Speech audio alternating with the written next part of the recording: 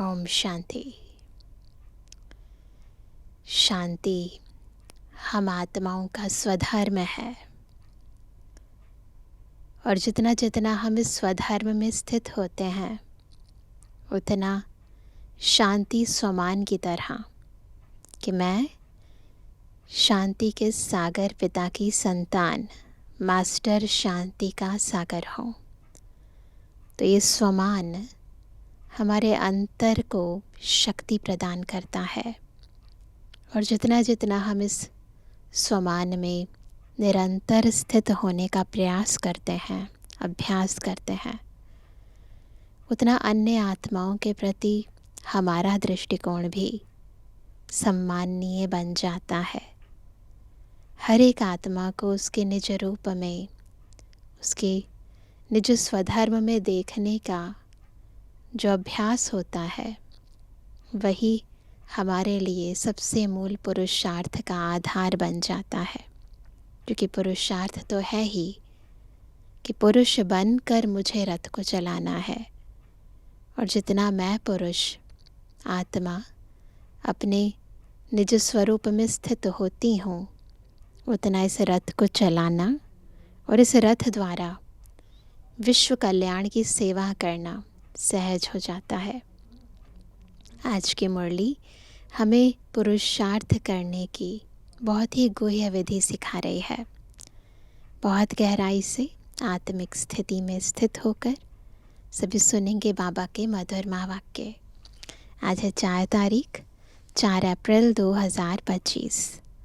बाबा के महावाक्य हैं, मीठे बच्चे, अभी तुम पुरुषोत्तम बनने का पुरुषार्थ करते हो। पुरुषोत्तम है देवताएं, क्योंकि वह है पावन। तुम पावन बन रहे हो। प्रश्न है, बेहद के बाप ने तुम बच्चों को शरण क्यों दी है? बाबा ने बच्चों को शरण दी है। पहले माया की शरण में थे ना, तो भी बाबा ने शरण दी है। क्यों? उत्तर है क्योंकि हम सब रिफ्यूज़ के यानी किचड़े के डिब्बे में पड़े हुए थे। बाप हमें किचड़े के डिब्बे से निकाल गुलगुल बनाते हैं। विकारों में, काम, क्रोध, लोभ, मोह, अहंकार में फंसे हुए थे। बाबा हमें निकालते हैं, पवित्र बनाते हैं। आसुरी गुण वालों को दैवी गुणवान बनाते हैं। ड्रामानुसार बाप ने आकर हमें किचड़े से निकाल एडॉप्ट कर अपना बनाया है। एक बारी अगर आँखों के आगे इस चीज़ को विजुअलाइज करें, न चित्र बनाएं इसका, तो कैसा लगता है कि कहाँ किसी बच्चे को किचड़े के डिब्बे में रखा हुआ हो और भगवान खुद पवित्रता का सागर हमें उठाए, हमें स्वच्छ करे, निर्मल बनाए और देवतुल्य बना दे। कहाँ मिट्टी में, धूल में हम बिल्कुल लिपटे हुए पड़े थे और कहाँ बाबा हमें बिल्कुल ऊपर उठा देते हैं। आज का गीत है, यह कौन आया आज सवेरे सवेरे। ये कौन आज आया सवेरे सवेरे,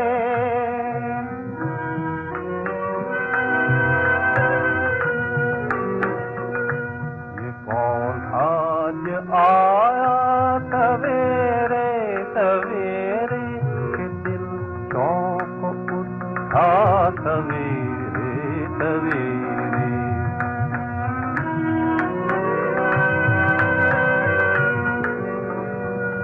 कहा रूप ने याद है चौधरी का, कहा रूप ने याद है चौधरी का, मगर चाँद कैसा सवेरे सवेरे।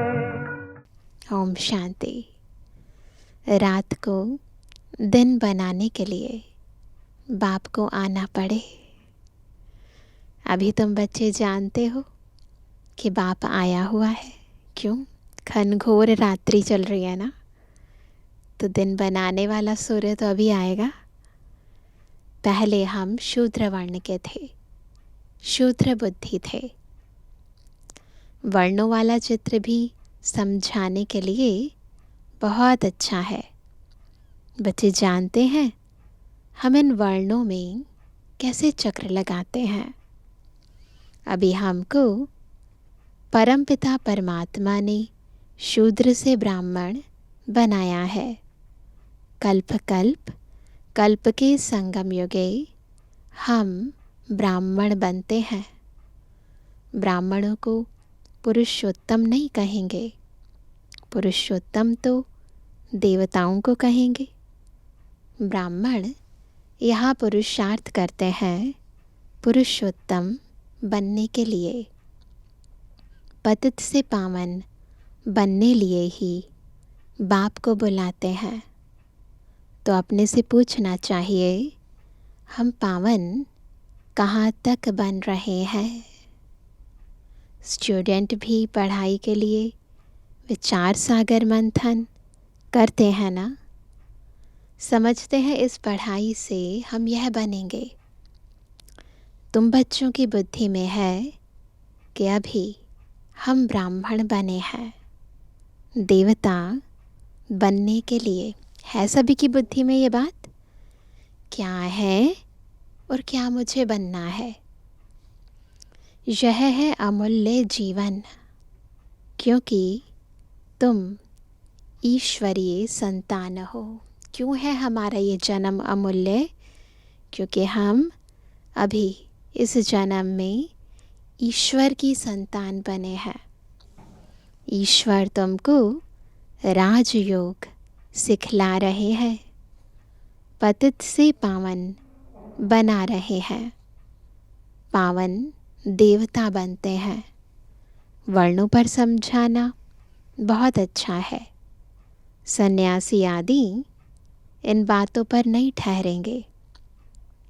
बाकी 84 जन्मों का हिसाब समझ सकते हैं।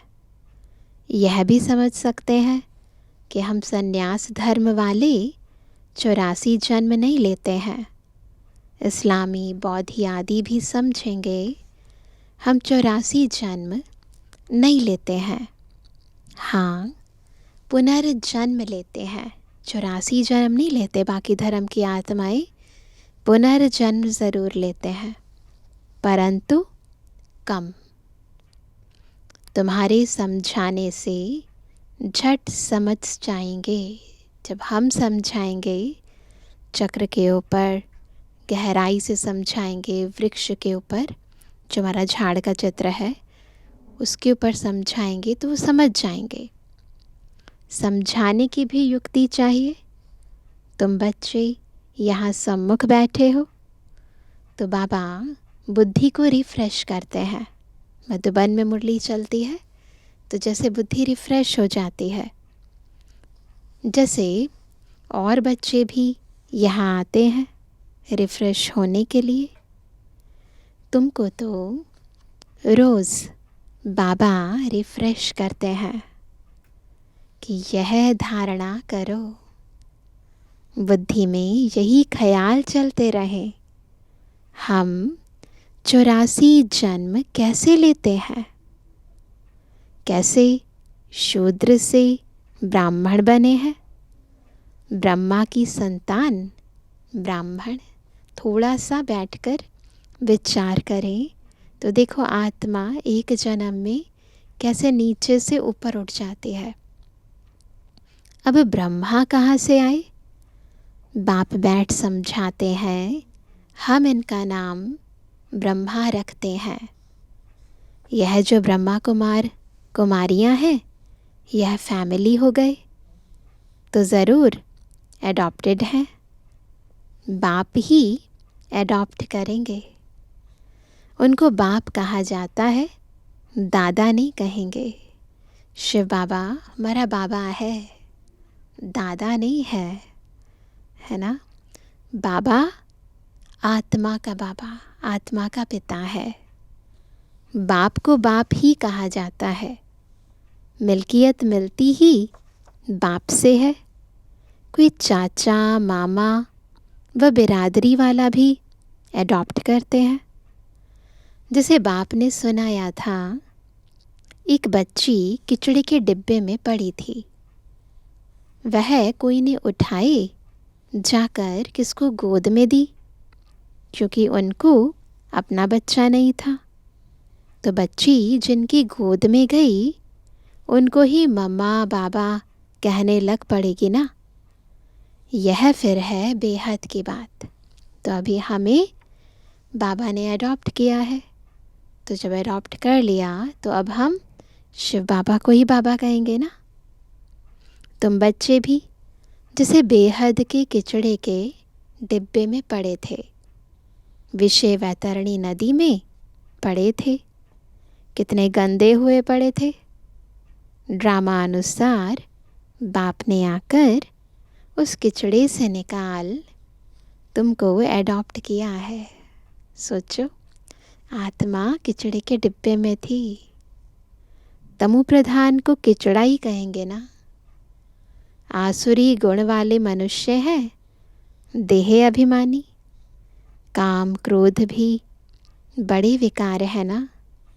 तो तुम रावण के बड़े रिफ्यूज में पड़े थे, किचड़े में पड़े थे। वास्तव में रिफ्यूज़ी भी हो, तो किचड़ में पड़े भी थे और वैसे भी रिफ्यूज़ी हैं। अब तुमने बेहद के बाप की शरण ली है। तो जो लोग शरण लेते हैं ना दूसरे कंट्री में जाकर, तो उन्हें रिफ्यूज़ी कहते हैं। तो बाबा कहते हैं रिफ्यूज़ से निकल गुलगुल देवता बनने। किस लिए शरण ली है? गुलगुल देवता बनने। इस समय सारी दुनिया रिफ्यूज़ के बड़े डिब्बे में पड़ी है। बाप आकर तुम बच्चों को किचड़े से निकाल अपना बनाते हैं, परंतु किचड़े में रहने वाले ऐसे हीरे हुए हैं जो निकालते हैं फिर भी किचड़ा ही अच्छा लगता है ऐसे हैं।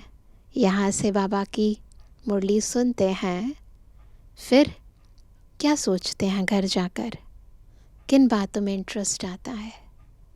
अगर यहाँ से जाने के बाद फिर वही बातें अट्रैक्ट करती हैं, फिर वही लोग आकर्षित करते हैं, फिर पुरानी दुनिया अपनी ओर खींचती है, तो फिर है ना अच्छा तरह बाबा स्वच्छ बनाते हैं, फिर वहाँ जाकर गंदे हो जाते हैं। बाप आकर बेहद के किचड़े से निकालते हैं, बुलाते भी हैं कि बाबा आकर हमको गुलगुल बनाओ। कहते हैं ना भगवान को, आओ हमें पतित से पावन बनाओ, कांटों के जंगल से निकाल फ्लावर बनाओ, खुदाई बगीचे में बिठाओ। अब असुरों के जंगल में पड़े हैं। बाप तुम बच्चों को गार्डन में ले चलते हैं। शूद्र से ब्राह्मण बने हैं, फिर देवता बनेंगे। यह देवताओं की राजधानी है, ब्राह्मणों की राजाई है नहीं। भल पांडव नाम है, परंतु पांडवों को राजाई नहीं है। राजाई प्राप्त करने के लिए बाप के साथ बैठे हैं। बेहद की रात अब पूरी हो, बेहद का दिन शुरू होता है। गीत सुनाना, कौन आया सवेरे सवेरे। सवेरे सवेरे आते हैं रात को मिटाए दिन बनाने, अर्थात स्वर्ग की स्थापना, नर्क का विनाश कराने। तो बाबा आते हैं बेहद के सवेरे में। इसे ही संगम युग भी कहते हैं, या पूरे कल्प का अमृत वेले का समय कहते हैं। तो बाबा कहते हैं यह भी बुद्धि में रहे तो खुशी हो। जो नई दुनिया में ऊंच पद पाने वाले हैं, वह कभी अपना आसुरी स्वभाव नहीं दिखाएंगे। जिस यज्ञ से इतना ऊंच बनते हैं, उस यज्ञ की बहुत प्यार से सेवा करेंगे। ऐसे यज्ञ में तो हड्डियाँ भी दे देनी चाहिए। अपने को देखना चाहिए, इस चलन से हम उच्च पद कैसे पाएंगे। बेसमझ छोटे बच्चे तो नहीं है ना, समझ सकते हैं राजा कैसे, प्रजा कैसे बनते हैं। बाबा ने रथ भी अनुभवी लिया है, जो राजाओं आदि को अच्छी रीति जानते हैं। ब्रह्मा बाबा, उनका तो आना जाना लगा ही रहता था राजा महाराजाओं के पास। राजाओं के दास दासियों को भी बहुत सुख मिलता है, वह तो राजाओं के साथ ही रहते हैं, परंतु कहलाएंगे तो दास दासी। सुख तो है ना, जो राजा रानी खाए वह उनको मिले, बाहर वाले थोड़े ही खा सकते हैं। दासियों में भी नंबरवार होती हैं, कोई श्रृंगार करने वाली, कोई बच्चों को संभालने वाली, कोई झाड़ू आदि लगाने वाली। यहाँ के राजाओं को इतने दास दासियाँ हैं। ब्रह्मा बाबा के टाइम पर भी बहुत सारी जगह राजा महाराजा थे और उनकी भी बहुत सारे दास दासियाँ थी। वो कहते यहाँ के राजाओं के पास भी इतनी दास दासियाँ हैं, तो वहाँ कितने ढेर होंगे सतयुग में। सब पर अलग अलग अपनी चार्ज होती है। इतना बड़ा राजमहल होता है तो कितना कारोबार होता है ना, तो सबको ड्यूटीज़ दी जाती हैं, इसका ये चार्ज है, इसका ये चार्ज है। रहने का स्थान अलग होगा, वह कोई राजा रानी जैसे सजाया हुआ नहीं होगा। जैसे सर्वेंट क्वार्टर्स होते हैं ना, अंदर आएंगे ज़रूर, परंतु रहते सर्वेंट क्वार्टर्स में है। रहेंगे राजमहल में ही, परंतु उनका सर्वेंट क्वार्टर होगा। तो बाप अच्छी रीति समझाते हैं, अपने पर रहम करो। हम ऊंचे ते ऊंच बने, ये रहम करना है। ऐसा पुरुषार्थ करें कि हम ऊंच पद पाएं, दास दासी ना बनना पड़े। हम अभी शूद्र से ब्राह्मण बने हैं, अहो सौभाग्य, फिर देवता बनेंगे। यह संगम युग बहुत कल्याणकारी है। तुम्हारी हर बात में कल्याण भरा हुआ है। भंडारे में भी युग में रह भोजन बनाएं तो बहुतों का कल्याण भरा हुआ है। श्रीनाथ द्वारे में भोजन बनाते हैं, बिल्कुल ही साइलेंस में। श्रीनाथ ही याद रहता है। भक्त अपनी भक्ति में बहुत मस्त रहते हैं। तुमको फिर ज्ञान में मस्त रहना चाहिए। श्री कृष्ण की ऐसी भक्ति होती है, बात मत पूछो। मथुरा में, वृंदावन में, है ना, बहुत सारे टेम्पल्स हैं जहाँ श्री कृष्ण की इतनी भक्ति करते हैं भक्तजन, बिल्कुल लवलीन हो जाते हैं। वृंदावन में 2 बच्चियाँ हैं, पूरी भक्तन हैं। कहती हैं बस हम यहाँ ही रहेंगी, यहाँ ही शरीर छोड़ेंगी श्री कृष्ण की याद में। उनको बहुत कहते हैं अच्छे मकान में चलकर रहो, ज्ञान लो। बोलती हैं हम तो यहाँ ही रहेंगी। तो उसको कहेंगे भक्त शिरोमणि। तो भक्त भी अपने इष्ट को इतना प्यार से याद करते हैं, उनके बगैर रह नहीं पाते हैं। श्री कृष्ण पर कितना न्योछावर जाते हैं। अभी तुमको बाप पर न्योछावर होना है। पहले पहले शुरू में शिव बाबा पर कितने न्योछावर हुए, ढेर के ढेर आए। जब इंडिया में आए तो बहुतों को अपना घर बार याद पड़ने लगा, कितने चले गए। ग्रहचारी तो बहुतों पर आती है ना, कभी कैसी दशा बैठती है। जन्म पत्र के अनुसार हर एक के ऊपर अलग अलग दशाएं बैठती हैं। बाबा ने समझाया है, कोई भी आते हैं तो बोलो कहाँ आए हो, पूछो उनसे, पता तो चले ना किस भावना से आए हैं। बाहर में बोर्ड देखा, ब्रह्मा कुमार कुमारियाँ, यह तो परिवार है ना। बच्चे बच्ची माता पिता सब इकट्ठे रहते हैं तो फैमिली हो गई ना।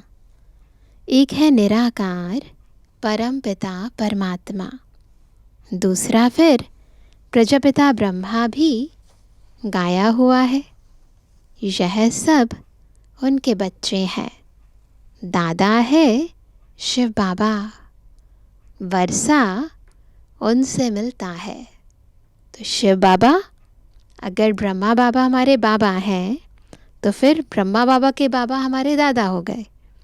तो बाबा कहते हैं दादा है शिव बाबा, वर्षा उनसे मिलता है, वह राय देते हैं मुझे याद करो तो तुम पतित से पावन बन जाएंगे। कल्प पहले भी ऐसी राय दी थी। कितनी ऊंची पढ़ाई है, यह भी तुम्हारी बुद्धि में है। हम बाप से वर्षा ले रहे हैं। किससे वर्षा ले रहे हैं? शिव बाबा से। तुम बच्चे मनुष्य से देवता बनने की पढ़ाई पढ़ रहे हो। तुम्हें ज़रूर दैवी गुण धारण करने हैं। तुम्हारा खान पान बोलचाल कितना रॉयल होना चाहिए। देवताएं कितना थोड़ा खाते हैं, उनमें कोई लालच थोड़ी रहती है ना। 36 प्रकार के भोजन बनते हैं, खाते कितना थोड़ा है। खान पान की लालच रखना, नोट करेंगे सभी, खान पान की लालच रखना, इसको भी आसुरी चलन कहा जाता है। दैवी गुण धारण करने हैं तो खान पान बड़ा शुद्ध और साधारण होना चाहिए। तो ये ध्यान रखना है कि धारणा का आधार क्या है? हमारा अन्न। तो जितना अन्न शुद्ध होगा और साधारण होगा उतना धारणा अच्छी होगी। परंतु माया ऐसी है जो एकदम पत्थर बुद्धि बना देती है। तो फिर पद भी ऐसा मिलेगा। तो पद का आधार है ज्ञान, परंतु ज्ञान भी तब अच्छी तरह बैठेगा जब बुद्धि शुद्ध होगी, और बुद्धि शुद्ध तब होगी जब अन्न हमारा शुद्ध होगा, साधारण होगा। तो सबका आपस में कनेक्शन है। तो बाबा कहते हैं तो फिर पद भी ऐसा मिलेगा।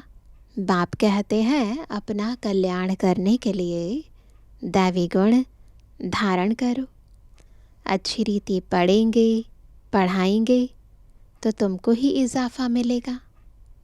बाप नहीं देते हैं, तुम अपने पुरुषार्थ से पाते हो। अपने को देखना चाहिए कहाँ तक हम सर्विस करते हैं, हम क्या बनेंगे। तो क्या बनेंगे उसका आधार हमारी सेवा भी है, ज्ञान भी है, सेवा भी है। इस समय शरीर छूट जाए तो क्या मिलेगा? बाबा से कोई पूछे तो बाबा झट बता दे कि इस एक्टिविटी से समझा जाता है यह फलाना पद पाएंगे। पुरुषार्थ ही नहीं करते तो कल्प कल्पांतर के लिए अपने को घाटा डालते हैं। अच्छी सर्विस करने वाले ज़रूर अच्छा पद पाएंगे। अंदर में मालूम रहता है यह दास दासी जाकर बनेंगे, बाहर से कह नहीं सकते। स्कूल में भी स्टूडेंट समझते हैं हम सीनियर बनेंगे व जूनियर, यहाँ भी ऐसे है। सीनियर जो होंगे वह राजा रानी बनेंगे, जूनियर कम पद पाएंगे। साहूकारों में भी सीनियर और जूनियर होंगे। दास दासियों में भी सीनियर और जूनियर होंगे। सीनियर वालों का दर्जा ऊंच होता है। झाड़ू लगाने वाली दासी को कभी अंदर महल में आने का हुक्म नहीं रहता। इन सब बातों को तुम बच्चे अच्छी रीति समझ सकते हो। तो अब बता रहे हैं क्या बनना है, उसके आधार पर पुरुषार्थ करो। अगर अच्छा पुरुषार्थ करेंगे तो फिर अच्छा पद पाएंगे, फिर महल में रहेंगे, राजा रानी बनकर रहेंगे। कम करेंगे तो दास दासी बनेंगे, बहुत कम करेंगे तो फिर दास दासियों में भी ऊंच नीच हैं, अलग अलग ग्रेड्स हैं। तो जैसी सेवा, जैसा ज्ञान, जैसे बाबा की याद, उसके आधार पर पद मिल जाएंगे। तो पुरुषार्थ पर सारा मदार है। बाबा कहते हैं कि पिछाड़ी में और भी समझते जाएंगे। ऊंच बनाने वालों का फिर रिगार्ड भी रखना होता है। देखो कुमार का है, दादी प्रकाशमणि जी का नाम कुमार का भी था। तो बाबा ने कहा देखो कुमार का है, वह सीनियर है तो रिगार्ड रखना चाहिए। बाप बच्चों का ध्यान खिंचवाते हैं। जो बच्चे महारथी हैं उनका रिगार्ड रखो। रिगार्ड नहीं रखते तो अपने ऊपर पाप का बोझा चढ़ाते हैं। यह सब बातें बाप ध्यान में देखते हैं। बाबा ध्यान में देते हैं। बड़ी खबरदारी चाहिए। इन सब बातों को बाबा बार बार, न केवल आज परंतु बार बार हमारा ध्यान खिंचवाते हैं उस ओर कि हमें कैसा पुरुषार्थ करना है, कैसे हम जाने अनजाने अपने ऊपर पापों का बोझ चढ़ा देते हैं। तो इसीलिए सीनियर्स का पूरा रिगार्ड रखना है।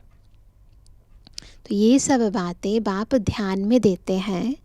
बड़ी खबरदारी चाहिए। तो अन्न पर खबरदारी, एक दूसरे के साथ जो मिलते हैं, स्नेही सहयोगी हैं, उनके साथ कैसा व्यवहार है, कैसे हमारी चलन है, इन सब चीज़ों पर ध्यान देना है। नंबरवार किसका रिगार्ड कैसे रखना चाहिए। बाबा तो हर एक को जानते हैं ना।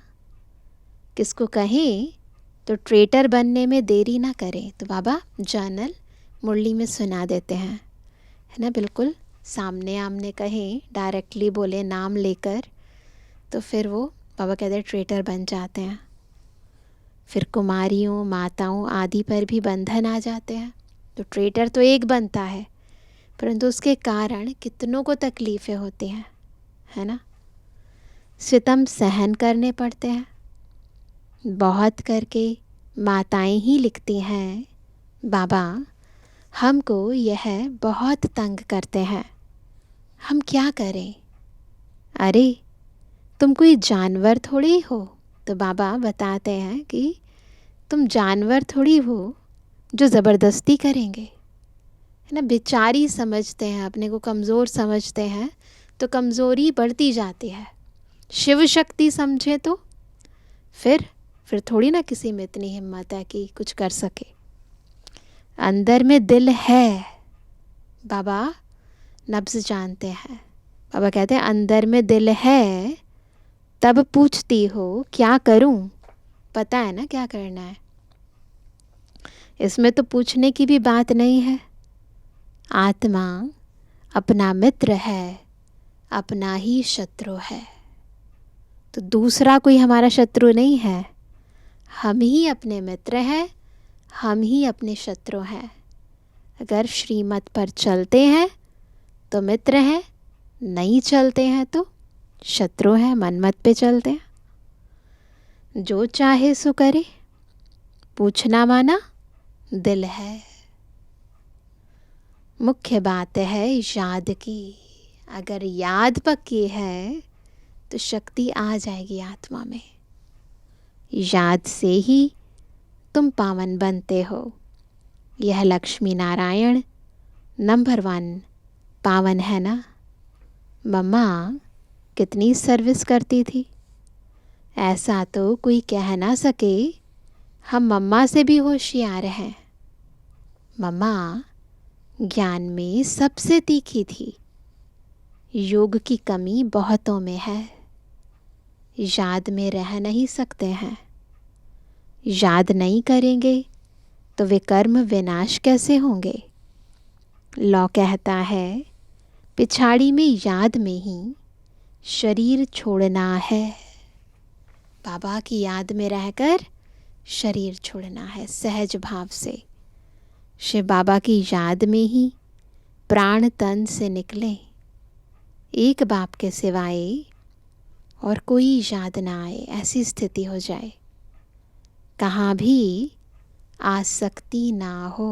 बाबा ने कई बार कहा है अगर आसक्ति है तो माया भी आ सकती है, इसलिए कहीं भी आसक्ति ना हो।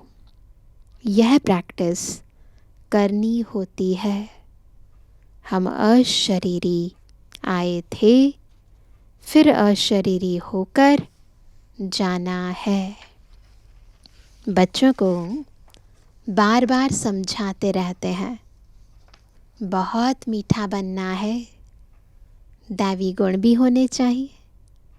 देह अभिमान का भूत होता है ना, अपने पर बहुत ध्यान रखना है, बहुत प्यार से चलना है। बाप को याद करो और चक्र को याद करो। चक्र का राज किसको समझाया तो भी वंडर खाएंगे। 84 जन्मों की ही किसको याद नहीं रहती तो 84 लाख फिर कैसे कोई याद कर सके, ख्याल में भी आ ना सके। इस चक्र को ही बुद्धि में याद रखो तो भी अहो सौभाग्य। तो क्या याद रखना है, पूरा चक्र, सृष्टि का चक्र, कैसे हमने भिन्न भिन्न पार्ट बचाए। तो बाबा कहते हैं अभी यह नाटक पूरा होता है। पुरानी दुनिया से वैराग्य होना चाहिए। बुद्धि योग शांति धाम सुख धाम में रहे। गीता में भी है मन मना भव। कोई भी गीता पाठी मन मना भव का अर्थ नहीं जानते हैं। तुम बच्चे जानते हो। भगवान वाच देह के सभी संबंध छोड़ अपने को आत्मा समझो। किसने कहा? स्वयं बाप ने। कोई फिर कहते हम तो शास्त्रों को ही मानते हैं, भल भगवान आए तो भी नहीं मानेंगे। इतने ज़्यादा कट्टर होते हैं भक्ति में भी, बरोबर शास्त्र पढ़ते रहते हैं। भगवान आए हैं, राजयोग सिखला रहे हैं, स्थापना हो रही है। यह शास्त्र आदि सब हैं ही भक्ति मार्ग के। भगवान को निश्चय हो तो वर्षा लेने लग पड़े, है ना। भगवान का यदि निश्चय हो कि यही भगवान है और आया हुआ है, अगर निश्चय हो तो बाबा कहते फिर तो आए ना, वर्षा लेने लग जाए, शास्त्र थोड़ी ना पढ़े। तो भगवान का निश्चय हो तो वर्षा लेने लग पड़े, फिर भक्ति भी उड़ जाए। परंतु जब निश्चय हो ना, इसी में ही सारी नंबरवार हो जाते हैं, जितना और उतना हो जाते हैं। निश्चय बुद्धि होते हैं तो बाबा पर पूरा विश्वास होने के कारण बाबा की सारी श्रीमत मानते हैं। निश्चय ही नहीं है तो फिर कौन मानेगा। अच्छा, हम इस मीठी शिकल दे बच्चों फिर माता पिता का याद प्यार और गुड। हम रूहानी बच्चों की रूहानी बाप दादा को गुड मॉर्निंग, नमस्ते नमस्ते नमस्ते। धारणा के लिए मुख्य सार। पहला, देवता बनने के लिए बहुत रॉयल संस्कार धारण करने हैं। खान पान बहुत शुद्ध और साधारण रखना है। लालच नहीं करनी है। अपना कल्याण करने के लिए दैवी गुण धारण करने हैं। सेकंड पॉइंट, अपने ऊपर ध्यान रखते सबके साथ बहुत प्यार से चलना है। अपने से जो होशियार हैं, अपने से जो सीनियर हैं, उनका रिगार्ड ज़रूर रखना है। तो जो भी सीनियर हैं, होशियार हैं ज्ञान में, सभी का रिगार्ड रखना है। बहुत बहुत मीठा बनना है। दे अभिमान में नहीं आना है। वरदान है, बीती हुई बातों को रहमदिल बन समाने वाले शुभ चिंतक भव। कौन है शुभ चिंतक? जो बीती बातों को रहमदिल बनकर समा लेता है। यदि किसी की बीती हुई कमज़ोरी की बातें कोई सुनाए तो शुभ भावना से किनारा कर लो। बहुत ध्यान रखेंगे, है ना। किसी ने कभी कुछ किया होगा, है ना, चाहे वो कोई भी है, तो उसकी बात आपको सुना रहे हैं तो बाबा कहते उनसे किनारा कर लो। व्यर्थ चिंतन या कमज़ोरी की बातें आपस में नहीं चलनी चाहिए। बीती हुई बातों को रहमदिल बनकर संभालो। समाकर शुभ भावना से उस आत्मा के प्रति मनसा सेवा करते रहो। ये करना है हमें। भले संस्कारों के वश कोई उल्टा कहता, करता या सुनता है तो उसे परिवर्तन कर दो। शुभ भावना से परिवर्तन कर दो। 1 से 2 तक, 2 से 3 तक ऐसे व्यर्थ बातों की माला ना हो जाए, ऐसा अटेंशन रखना। अर्थात शुभ चिंतक बनना, फैलाना नहीं है गंदगी की बातें। स्लोगन है, संतुष्ट मणि बनो तो प्रभु प्रिय, लोकप्रिय और स्वयं प्रिय बन जाएंगे। तो संतुष्टता ऐसा गहना है जो हमें बाबा का लोकप्रिय और खुद का भी प्रिय बना देती है। आज का व्यक्त इशारा, कंबाइंड रूप की स्मृति से सदा विजयी बनो। जैसे शरीर और आत्मा कंबाइंड है तो जीवन है। यदि आत्मा शरीर से अलग हो जाए तो जीवन समाप्त हो जाए। ऐसे कर्मयोगी जीवन अर्थात कर्म योग के बिना नहीं। कर्म कर रहे हैं परंतु योग के बिना नहीं है। योग कर्म के बिना नहीं। सदा कंबाइंड हो तो सफलता मिलती रहेगी। तो इसलिए सदा कर्म योगी बनकर हर काम करना है। योग कर्म के बगैर नहीं और कर्म योग के बिना नहीं। अच्छा, ओम शांति।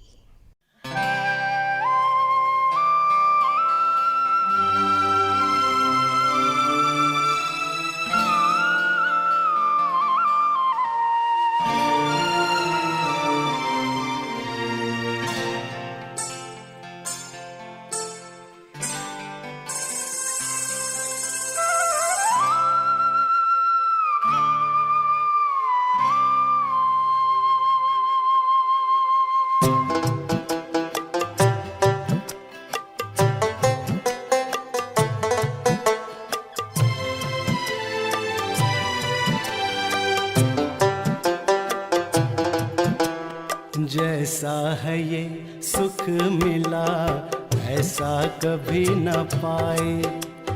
पाकर के प्यार प्रभु का दिल मस्तियों में गाए। जैसा है ये सुख मिला ऐसा कभी न पाए। पाकर के प्यार प्रभु का दिल मस्तियों में गाए। या तो ये दिन ना जाए, या तो ये दिन ना जाए, या बार बार आए। जैसा है ये सुख मिला ऐसा कभी न पाए। पाकर के प्यार प्रभु का दिल मस्तियों में गाए। या तो ये दिन ना जाए, या तो ये दिन ना जाए, या बार बार आए। जैसा है ये सुख मिला ऐसा कभी न पाए।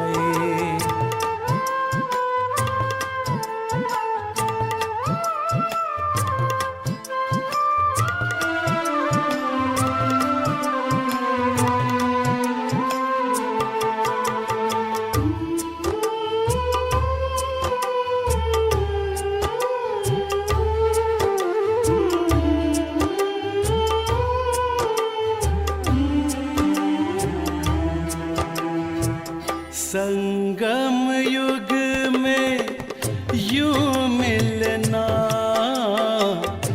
फूलों सा अपना खिलना। मधुबन के माली आपके आंचल में हंसना पलना। महका रूहानी गुलशन, महका रूहानी गुलशन, कितने हैं गुल खिलाए।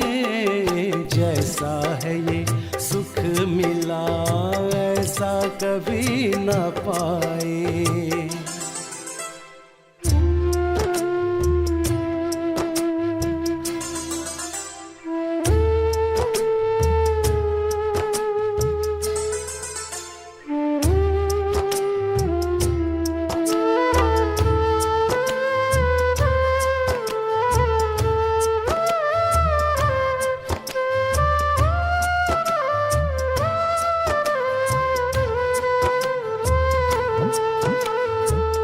हमें राजयोगी पावन जीवन दिया सुहावन। आंगन में मन के बरसे शाश्वत सुखों का सावन। हमें राजयोगी पावन जीवन दिया सुहावन। आंगन में मन के बरसे शाश्वत सुखों का सावन। स्वर्गिक सुख अलौकिक, स्वर्गिक सुख अलौकिक, वर्णन किया न जाए। जैसा है ये सुख मिला ऐसा कभी न पाए। पाकर के प्यार प्रभु का दिल मस्तियों में गाए। या तो ये दिन ना जाए, या तो ये दिन ना जाए, या बार बार आए। जैसा है ये सुख मिला ऐसा कभी न पाए। पाकर के प्यार प्रभु का दिल मस्तियों में गाए। जैसा है ये सुख मिला ऐसा कभी न पाए। पाकर के प्यार प्रभु का दिल मस्तियों में गाए। जैसा है ये सुख मिला ऐसा कभी न पाए। पाकर के प्यार प्रभु का दिल मस्तियों में